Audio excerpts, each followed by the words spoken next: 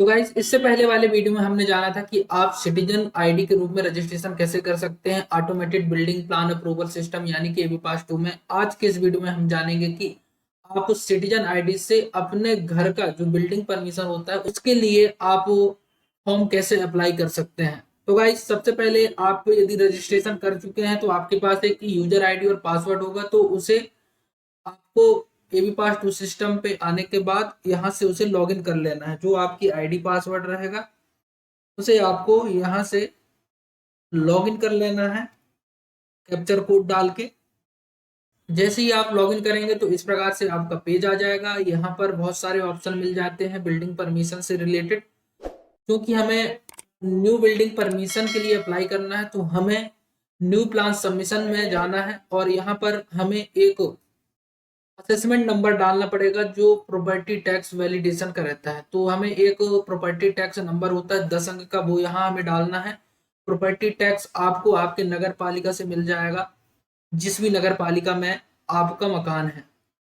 तो यहाँ पर आपको अपनी प्रॉपर्टी आईडी डाल के आगे बढ़ जाना है। जैसे ही आप आगे बढ़ेंगे तो एक नया पेज ओपन हो जाएगा। यहाँ पर टाइप ऑफ प्लॉट पूछा जाएगा, सिंगल प्लॉट है या मल्टीपल प्लॉट है आपका। केस टाइप पूछा जाएगा। यहाँ पर self approval up to 105 square metre. जो जो सिटीजन आईडी होता है उससे हम सिर्फ 105 स्क्वायर मीटर तक ही परमिशन दे सकते हैं। ठीक है, तो यहाँ पर आप यस कर सकते हैं। इसके बाद फिर सिलेक्ट टाइप यूजर, क्योंकि हमें यहाँ पर कंसल्टेंट जो इन्फॉर्मेशन है वो हमें डालना पड़ता है। हमें किसी भी एक कंसल्टेंट जो इंजीनियर, आर्किटेक्ट या ग्रुप और एजेंसी या सुपरवाइजर हो सकता है, तो वो हमें यहाँ से सिलेक्ट करना पड़ेगा। और उसका यूजर आईडी और उस कंसल्टेंट का नाम और उसका ईमेल आईडी, मोबाइल नंबर है, हमें यहाँ से मिल जाएगा। इसके बाद आपका जो ऑनर इन्फॉर्मेशन होगा, जो आप प्रॉपर्टी आईडी डालेंगे तो उसमें ऑनर का नाम आ जाएगा, जिस भी ऑनर के नाम से आपका प्रॉपर्टी है, और उसका मोबाइल नंबर भी आ जाएगा। आपको यहाँ पर उस प्रॉपर्टी का फुल एड्रेस डालना पड़ेगा और यहाँ पर आपको अपना ईमेल डालना पड़ेगा। इसके बाद यहाँ पर आ जाता है डेवलपमेंट इंफॉर्मेशन। जो बिल्डिंग का यूज है वो सेल्फ यूज होना चाहिए, उसके लिए आप यहाँ से सिलेक्ट कर सकते हैं। इसके बाद लेआउट इंफॉर्मेशन देना पड़ता है, तो यहाँ से हमें सिलेक्ट प्लेस जो रहता है वो हमें सिलेक्ट करना रहता है। तो हम सबसे पहले हमारी फाइल जो है वो न्यू फाइल है, ओपन प्लॉट है, तो हम यहाँ पर इरेक्ट टाइप केस को हम सेलेक्ट कर लेंगे। इसके अलावा यहाँ पर reerect, alteration, additional, demolition, revelation, construction of boundary wall, compounding और फिर रिवैलिडेशन बिल्डिंग परमिशन, इस प्रकार से ऑप्शन मिल जाएंगे। आपको यह केस टाइप कब और किस प्रकार से यूज करना है इसके लिए भी हमने वीडियो बनाया। तो आप हमारे इस चैनल के डिस्क्रिप्शन में लिंक रहेगा, वहां से आप जाके चेकआउट कर सकते हैं और आप हमारे चैनल में भी जाके इसे देख सकते हैं। तो हम यहाँ से इरेक्ट टाइप सेलेक्ट कर लेंगे। इसके बाद आपको यहाँ से कोई भी एक architect, engineer, group of agency का सिलेक्ट कर सकते हैं। हम एक कंपनी का नाम से हम यहाँ पर फॉर्म डालेंगे, तो यहाँ पर आपको कंसल्टेंट का नाम आ जाएगा, उसका यूजर आईडी मिल दिख जाएगा, मोबाइल नंबर और उसका ईमेल यहाँ से हमें आपको दिख जाएगा। इसके बाद यहाँ पर आपको एड्रेस डाल देना है जो भी है। इससे पहले हम आपको यहाँ पर लेआउट अप्रूवल टाइप है, इसको आपको सेलेक्ट कर लेना है। Existing area, maintained by ULB. इसके बाद आपको अपने वार्ड को जो सिलेक्ट प्लेस है वो आपको यहाँ से सिलेक्ट करना रहता है। इसके लिए आपको सिलेक्ट प्लेस पर क्लिक करना पड़ेगा। उसके बाद फिर प्लस आइकन पे जाने के बाद आपको अपने वार्ड नंबर, जो भी वार्ड नंबर में आपका प्लॉट है वो आपको सिलेक्ट कर लेना है इस प्रकार से। उसके बाद आप ओके कर देना है। इसके बाद यहाँ पर आपको प्लॉट नंबर ऐड करने को ऑप्शन आ जाएगा, तो आपको प्लस वाले आइकन पे जाना है। जैसे ही आप प्लस वाले आइकन पे जाएंगे, यहाँ पर आपको प्लॉट नंबर पूछा जाएगा। आपका जो भी प्लॉट नंबर है या खसरा नंबर है वो आपको यहाँ पर डालना है। इस प्रकार से हम अपना प्लॉट नंबर डाल देंगे। फिर यहाँ पर आपको एफएआर पूछा जाएगा, जो रेसिडेंशियल बिल्डिंग के लिए 1.25 होता है। ग्राउंड कवरेज हम 60% तक ले सकते हैं। बिल्डिंग हाइट 7.5 मीटर हाइट होती है। तो फ्रंट एमओएस, जो आपके फ्रंट का जो एमएस, जो आपका फ्रंट एमओएस जो खुला एरिया है, जो आप सामने से कितना मीटर ओपन दे रहे हैं वो आपको यहाँ पर डालना रहता है। तो खास करके जो रहता है वो सामने 3 मीटर मिनिमम होता है। उसके बाद आप बैक साइड में हम 2 मीटर इसमें प्रोवाइड करेंगे। आप अपने ड्राइंग के अकॉर्डिंग इसे आपको अप्लाई करना रहता है। इसके बाद साइड 1 साइड 2 में हम कोई भी ओपन स्पेस नहीं दे रहे हैं, तो इसलिए हम इसमें 0 0 डाल देंगे। आपका रोड का बिड्थ जो रहेगा वो आपको यहाँ डाल देना है, और फ्रंटेज ऑफ प्लॉट जो आपका फ्रंटेज ऑफ प्लॉट रहेगा वो आपको यहाँ सबमिट कर देना है। इसके बाद आप जैसे ही सबमिट करेंगे, आपका new plot number edit, please select from the plot number list, यहाँ से आपको प्लॉट नंबर है वो आपको यहाँ से सिलेक्ट करना है। इसके बाद यहाँ पर स्पेशल एरिया पूछा जाएगा, वो आपका अदर ही आएगा, तो आप वो अदर वाला ऑप्शन सेलेक्ट कर लेंगे। यहाँ पर कलेक्टेड गाइडलाइन रेट डाल देना है। कलेक्टेड गाइडलाइन रेट कैसे देखते हैं, इसके लिए भी हमने वीडियो बनाया है, आप हमारे इस चैनल पे जाके देख सकते हैं। इसके बाद आपको टीएनसीपी परमिशन नंबर पूछा जाएगा, वो अभी आप अगर नहीं है तो आप यहाँ से 0 डाल के इसे नेक्स्ट कर सकते हैं। अभी हम यहाँ पर एड्रेस डाल देंगे।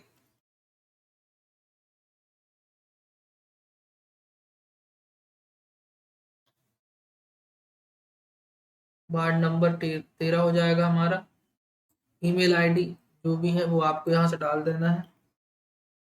आप अपना न्यू ईमेल आईडी यहाँ से आप डाल सकते हैं। इसके बाद आपको नेक्स्ट कर देना है।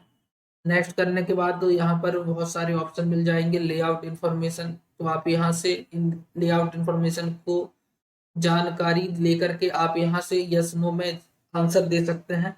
अभी मैं इनको ऐसे ही रहने दूंगा नो पर। इसके बाद यहाँ पर करंट प्लॉट जो प्लॉट अबाउटिंग डिटेल है वो नो यहाँ पर रहेगा आपका ऑप्शन। इसके बाद आपको यहाँ पर जो फ्रंट है वो आपका जो रोड रहेगा, तो रोड का बिड्थ आप जो डाले हैं वो यहाँ पर डाल देना है। इसके बाद रियर में क्या है, आपके प्लॉट के पीछे क्या है, साइड में साइड 2 में क्या है, तो आपको यहाँ सेलेक्ट कर लेना है।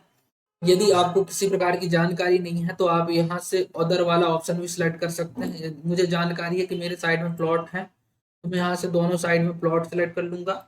यदि आपको पता है कि किसका प्लॉट है तो आप यहाँ पर उसका नाम भी डाल सकते हैं, या फिर आप नॉट एप्लीकेबल लिखकर इसे आगे प्रोसेस कर सकते हैं। इस प्रकार से आपको नॉट एप्लीकेबल आपको डाल देना है और आगे प्रोसेस कर देना है। इसके बाद आपको यहाँ पर रोड टाइप पूछा जाएगा, जो आपका जो प्लॉट है उसके सामने किस प्रकार का रोड है, सीमेंटेड वाला है कि कंक्रीट या मेटल रोड या अदर। यदि आपका इनमें से कोई भी रोड हो तो आप यहाँ सेलेक्ट कर सकते हैं। यदि आपको नहीं पता है तो आप अदर वाला ऑप्शन सेलेक्ट कर सकते हैं। इसके बाद एस्टिमेट कॉस्ट पूछा जाएगा, जो आप कलेक्टेड गाइडलाइन रेट से आपका जो बिल्टअप एरिया आएगा उससे कैलकुलेट करेंगे तो आपका एस्टिमेट कॉस्ट निकल जाएगा, वो आपको यहाँ डाल देना है। इस प्रकार से आपको एस्टिमेट अमाउंट डाल के आगे प्रोसेस कर देना है।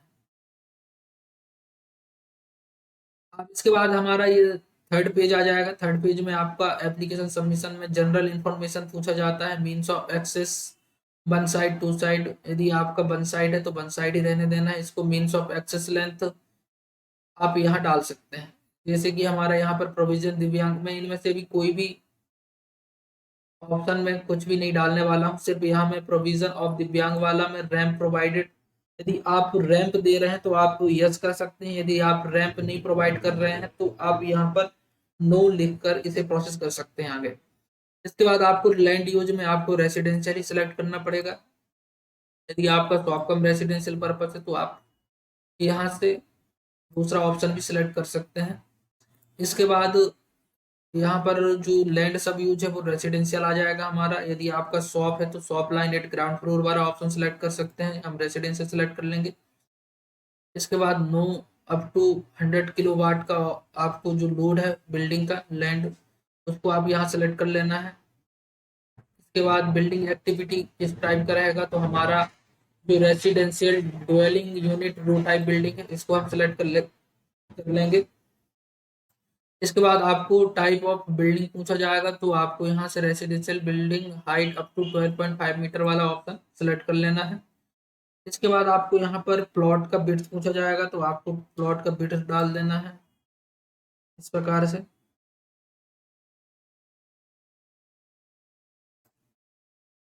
यहाँ पर एरिया अंडर रोड वाइडिंग, यदि आपका जो प्लॉट एरिया है यदि रोड वाले एरिया में आप फंस रहा है तो आपको यहाँ पर वो एरिया को डालना पड़ता है। क्योंकि हमारा प्लॉट रोड वाले एरिया में नहीं आ रहा है इसलिए हम इसमें 0 डालेंगे।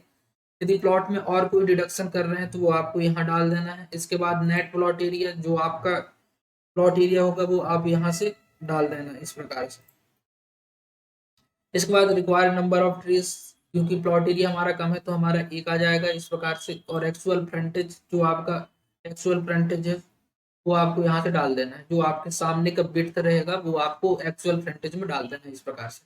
इसके बाद आपको यहाँ पर rear side compound wall height पूछा जाएगा, तो वो आपको यहाँ से डाल देना है, जिसकी हाइट 1.5 मीटर मैक्सिमम ली जाती है। इस प्रकार से आपको यहाँ पर ऑप्शन में इस प्रकार से डाटा अप्लाई कर देना है। आपका डाटा आपके प्लॉट एरिया के अकॉर्डिंग अलग हो सकता है, तो आपको यहाँ डाल देना है। इसके बाद आपको टाइप ऑफ डेवलपमेंट में हमारा रो टाइप बिल्डिंग रहेगा, आपको यहाँ बिल्टअप एरिया डाल देना है।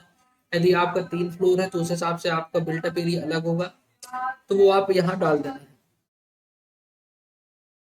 मैं यहाँ पर अपना बिल्टअप एरिया डाल दूंगा इस प्रकार से। यहाँ पर हमारा ग्राउंड कवरेज हम 60% ले रहे हैं, बिल्डिंग हाइट हम, इसके बाद यहाँ पर आपको प्रपोज बिल्डिंग हाइट डाल देना है, जिसकी साइज 1.7.5 मीटर आपको डाल देना है। नंबर ऑफ फ्लोर्स हम यहाँ 3 डाल देंगे। इस प्रकार से आपको इसमें फॉर्म अप्लाई करना है। इसके बाद आपको existing built up area, existing ground coverage पूछा जाएगा। यदि आपका बिल्डिंग ऑलरेडी बना हुआ है तो आप वो वाला एरिया आप यहाँ से डाल सकते हैं, नहीं तो इसमें कुछ भी डालने की जरूरत नहीं पड़ती। इसके बाद आपको टाइप ऑफ कंस्ट्रक्शन सेलेक्ट कर लेना है, जो आपका कंस्ट्रक्शन हो रहा है बिल्डिंग का। तो हमारा जो चूंकि रेसिडेंशियल बिल्डिंग बना रहे हैं, तो हम यहाँ पर a building intend to be use exclusively as residential वाला पर्पस वाला यहाँ से सेलेक्ट कर लेंगे। इसके बाद आपको अपलोड ड्राइंग फाइल, आपको यहाँ से DWG फाइल जो ऑटोकैड में बनता है वो वाला आपको यहाँ से सेलेक्ट करके इसे अपलोड करना रहता है। तो हम अपना DWG फाइल यहाँ अपलोड कर देंगे।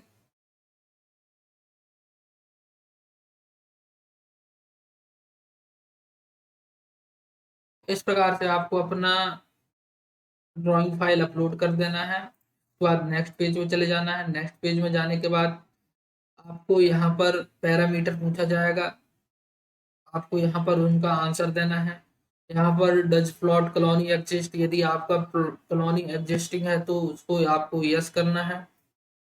यदि नहीं है तो आपको यहाँ से नो करना है। तो हमारा नहीं है तो हम नो कर देंगे। फिर colony type is exist, legal है कि इलीगल है, तो हमारा कॉलोनी लीगल है तो हम लीगल वाला ऑप्शन सेलेक्ट करेंगे। इलीगल यदि है तो वो इलीगल वाला ऑप्शन आपका नहीं लेगा, आपको लीगल ही सेलेक्ट करना पड़ेगा। इसके बाद यहाँ पर प्लॉट में जो है आपका ड्रिंकिंग पाइपलाइन एग्जिस्ट है, अभी हमारा कोई भी पाइपलाइन नहीं डला हुआ है। सीवेज का सिस्टम है, यस। सीवर लाइन है, वहां पर ड्रेनेज सिस्टम है, नो। इस प्रकार से ऑप्शन सिलेक्ट कर लेना है। इसके बाद यहाँ पर आपका municipal tax propose side date आपका जो पेंडिंग है तो नहीं है हमारा पेंडिंग, इसलिए हम नो सिलेक्ट कर लेंगे। इसके बाद आप यहाँ से अपने अकॉर्डिंग जो भी आंसर आप देना चाहते हैं, आपको आपके प्लॉट एरिया के अकॉर्डिंग आप यहाँ से जानकारी दे सकते हैं यस नो रूप में। तो मैं भी नो नो सिलेक्ट कर लूंगा। यहाँ पर हमारा जो भी है वो नॉट अफेक्टेड होगा, हमारी बिल्डिंग में इस प्रकार की कोई भी अफेक्टेड नहीं होगा। इसके बाद आपको टाइप ऑफ इलेक्ट्रिक लाइन आपसे पूछा जाएगा, जिसकी डिस्टेंस कितना है हॉरिजेंटल में, तो आपको यहाँ से डाल देना है कि आपकी जो इलेक्ट्रिक लाइन की दूरी है आपके प्लॉट से कितनी दूरी पर है। इसके बाद यहाँ पर BBN रूल 2012 के अकॉर्डिंग जो भी आपकी जानकारी मांगी जाती है, फुलफिल रिक्वायरमेंट, तो आपको यहाँ दे देना है। तो हम यहाँ पर यस यस वाला ऑप्शन दे देंगे, क्योंकि सारी जानकारी हम सही दे रहे हैं, इसलिए हमारा यह यस वाला ऑप्शन आ जाएगा। इसके बाद आपको यहाँ पर जो डॉक्यूमेंट है वो अपलोड करना है PDF के रूप में। तो आपको सबसे पहले सुपरविजन फॉर्म पूछा जाएगा, यहाँ पर आपको रजिस्ट्री डॉक्यूमेंट पूछा जाएगा जो ऑनर के नाम से होगा। इसके बाद आपको की प्लान डालना पड़ेगा। इसके बाद स्पेसिफिकेशन, जनरल एंड डिटेल जो भी आपके खसरा है, प्रॉपर्टी टैक्स हो गया, आपका नामांतरण हो गया, डाइवर्सन रिसिप्ट आप यहाँ डाल सकते हैं। इसके अलावा इसमें आप एस्टिमेट यदि बनाते हैं तो वो भी आप यहाँ डाल सकते हैं। इसके बाद ई एफिडेविट पूछा जाता है। ई एफिडेविट आपको जो बिल्डिंग का होता है वो शपथ पत्र आपको बना के यहाँ पर अपलोड करना रहता है। तो मैं यहाँ पर सभी डॉक्यूमेंट अपलोड कर दूंगा एक के बाद एक।